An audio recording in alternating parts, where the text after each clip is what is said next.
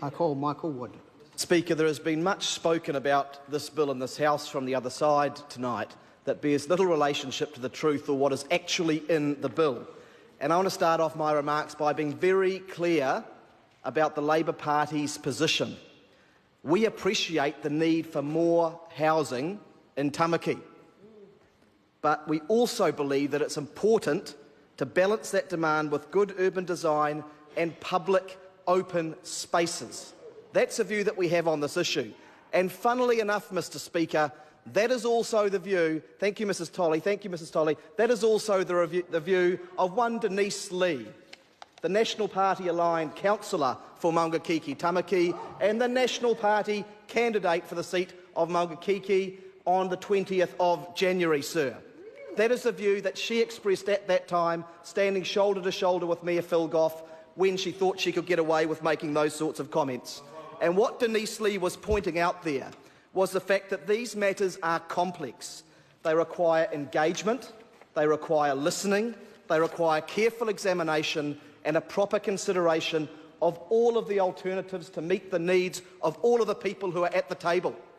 But instead what we have got in this bill is a Nick Smith special, a piece of legislation that has been rammed through. And Mr Speaker, in my comments I want to focus on the utter failures of process that destroy the integrity of this bill, regardless of its contents. And then in respect of the substance of the bill, Mr Speaker, I want to talk about the fundamental importance of this piece of open space to the community in Maungakiki Tamaki. And I also want to speak about the alternative that was not explored. Then that is the unspoken, and it will be the spoken, tragedy of this whole episode, Mr Speaker. Before going on, I want to acknowledge the local community who have fought and fought, not just for themselves, but for the other people of their community and for future generations in the interests of high-quality open space that will be there for everyone. I want to acknowledge colleagues in New Zealand First who have stood with the Labor Party in opposing this bill as well. I want to acknowledge the Maungakiki Tamaki Local Board and Labor candidate Priyanka Radhakrishnan in Maungakiki, who have led the charge in supporting the community on the ground when they have felt powerless and locked out by an arrogant government. Mr Speaker, let's start by talking about the process for this bill. And it's actually extraordinary. It's a total disgrace. It was dumped on the community just prior to Christmas last year, just prior to Christmas. And so while Nick Smith and most other MPs were off enjoying their summer holidays in January, that was the only chance that the local community had to gather together to actually be consulted about this before we got into the formal process. And so they gathered on something like the 20th of January. The local board stepped up where this government failed to engage with the community. That's what they did, and they got together and they came up with their views on this, and they immediately recognised that there was a failure of process and a risk to their high-quality open space. The local board had to hold meetings in the middle of the summer holiday to consult with the community. That was the starting point in terms of the egregious process of this bill, and Mr Speaker, it just got worse. The chair of the Maungakiki Tamaki Local Board, Josephine Bartlett, was very clear that there was no public consultation from the government about this bill at the beginning. And she said that if there was public consultation, the minister would have heard for himself from the people about how we use the sports fields. We have groups like the Samoan community who have been playing kilikiti on those fields for the past 35 years. And the examples just go on and on from the community. Something that I think is disgraceful, Mr Speaker, is that in the cabinet paper about this bill that most of the National Party backbenchers who have spoken probably haven't even cited, the department says in that cabinet paper that this bill would be divisive, that it would create a divide between the community and Ngāti Paua. That was the advice that Minister Nick Smith got. And I would have thought that any responsible government who received that advice would have taken a breath and would have thought about consultation and engagement and working this through, instead of charging through like the red-faced bull in a china shop that we always get from that minister in this House. I think it is a disgrace, sir. Mr Speaker, the Auckland Council, in a submission the likes of which I've never seen before in terms of its language, described this bill as a dangerous precedent because it is about central government running amok, running over the legitimate expectations that people have to be consulted. It cuts across multiple bills. The Reserves Act, which sets out processes for communities and local government to be consulted before we have changes to our reserves. It cuts across the RMA, unbelievably, after the people of Auckland spent the best part of 2 or 3 years being consulted about the future urban form of Auckland, about what kind of housing should go where, simply by fiat. In a couple of sentences in this bill, we've decided that a piece of reserve land will have a kind of housing called mixed housing urban. Just dropped on it. 3 stories high, medium density. Just like that. Cutting across entirely the kind of plan change processes that every other citizen can expect when there is a change in their community. And that, sir, is also a disgrace.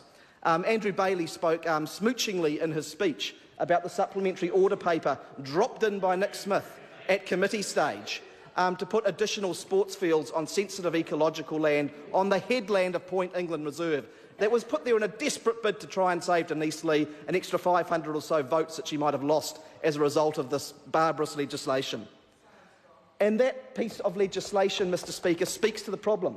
Let's have a look at the bill itself, because one of the things that it says, and we've had this put up as a defence from the National Party, is that in Part 9 of the bill there are obligations for the Minister to consult with the community and local government about what might happen next.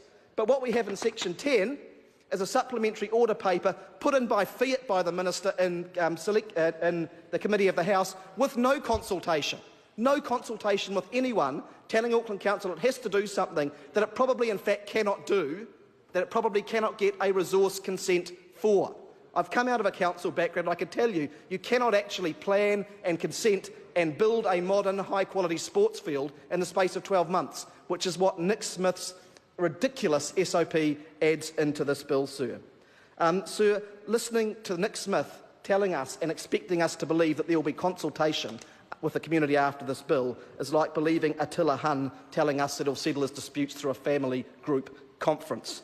And what I say to the members on that side is that the National Party once had a proud tradition of following the rule of law, of due process, of working with communities, of doing things incrementally. Where is the party of Jim McLeay? Where is the party of Ralph Hannon? Where is the party of Jack Marshall, Attorney-Generals of that party who once would have put their foot down and said, no, this is wrong, we're going to follow the processes that are on our statute books. And what I say to the Māori Party who have supported this bill right the way through is, when has it ever been good for Māori, for central government to cut across the rule of law, to cut across due process, to cut across public consultation, and to cut across access to the courts? Because let's be very clear that the way in which this bill cuts across the RMA and the Reserves Act, cuts across the rights of access to the courts that members of the community would otherwise enjoy. When has that precedent ever served Māori in this country well? Yet they are voting for that tonight. Sir, coming to the substance of public open space, when the people of Auckland went through the exercise of the unitary plan, and noting that none of the national members who have stood up and spoken tonight have been members of urban Auckland electorates, Auckland came to a difficult decision that we would advance with a quality compact city, that we would accept intensification because we know that that is what needs to happen to cater for growth and to give people decent housing. That was a difficult decision for Auckland, but we got there. But we also said that when we did that, it had to be done in a quality way. That was the bargain, that as we intensify, that as communities like Tamaki accept 20,000 more people over the next 10 years plus, that they'll also have decent amenity, nice of you to return, Minister, and quality open space. That is part of the deal that Auckland made. And I'm not going to accept being lectured from a minister who's presided over the housing crisis, and National Party ministers, none of whom would accept the reserve lands in their electorates being carved up for housing like this. Minister Nick Smith, I do wonder how you would feel about Rutherford Park or Branford Reserve in your electorate being carved up for housing. I wonder how the member for Hunua would feel about Rosa Birch Park in his electorate being carved up for housing. Yet we have these ministers from outside of Auckland telling Aucklanders how their city should grow and telling Aucklanders that their parks and reserves are fair game. And that is a disgrace, and those members and that party will pay the price of that on September the 23rd, no less anywhere than in the Maunga Kiki electorate, where former members of the National Party have joined me on the protest line and joined Priyanka Radhakrishnan on the protest line to protest this abomination of a bill. Sir, Mr Speaker, on process grounds and substance grounds, this bill is an absolute dog. I proudly stand with the community of Maungakiki against it and urge all members to vote it down tonight. Thank you.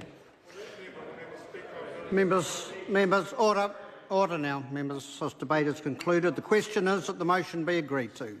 Those of that opinion will say aye. To the contrary, no. The ayes have it. Party votes called for. Ask the clerk to conduct a party vote. New Zealand.